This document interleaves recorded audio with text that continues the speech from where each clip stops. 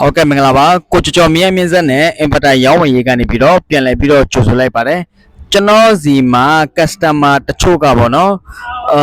နေဝေးဘက်ကိုလိုက်ပြီးတော့ပြုပြင်ပေးလားဆိုပြီးတော့မေးထားတဲ့ customer တချို့ရှိပါတယ်ဟုတ်ကဲ့ပါကျွန်တော်တို့ဒီရန်ကုန်တိုင်းဒေသကြီးတစ်ခုလုံးမှာပါဝင်တဲ့မိသည့်မြို့နယ်မဆိုပေါ့နော်ကျွန်တော်တို့ဒီဘယ်လိုခေါ်မလဲအဲ့ဒါဖြစ်တဲ့ပေါ့နော်မြန်မြင့်ဆက်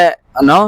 မြန်မြင့်ဆက်များကိုမြန်မြင့်ဆက် stable လိုက်တာများကိုကျွန်တော်တို့အိမ်တန်ရာရောက်လိုက်လံပြီးတော့ပြုပြင်ပြီးတော့ဟာလာကျွန်တော်တို့ဝန်ဆောင်မှုပေးပါတယ်ပြုပြင်ပြီးတော့ဝန်ဆောင်မှုပေးပါတယ်နော်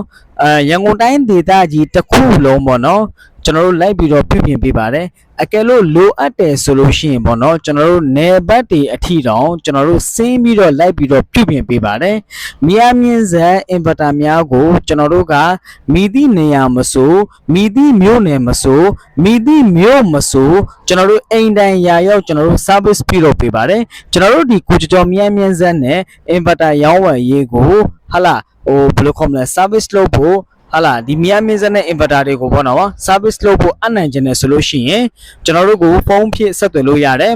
TikTok Messenger ကနေပြီးတော့တဆင့်လဲဆက်သွယ်လို့ရတယ် Facebook Messenger ကနေတဆင့်လဲဆက်သွယ်လို့ရတယ် Viber ကနေတဆင့်လဲဆက်သွယ်လို့ရတယ်ဖုန်းဖြည့်လဲတဆင့်လဲဆက်သွယ်လို့ရတယ်ဖုန်းနံပါတ်တွေကတော့39993333 Viber နံပါတ်399839တစ်လေးကို813တို့ကိုဆက်သွယ်လို့ရပါတယ်စုံစမ်းမေးမြန်းနိုင်ပါတယ်တိရှိလူရာမှန်သမျှကိုအာမနာတန်စုံစမ်းမေးမြန်းနိုင်ပါတယ်ခင်ဗျာ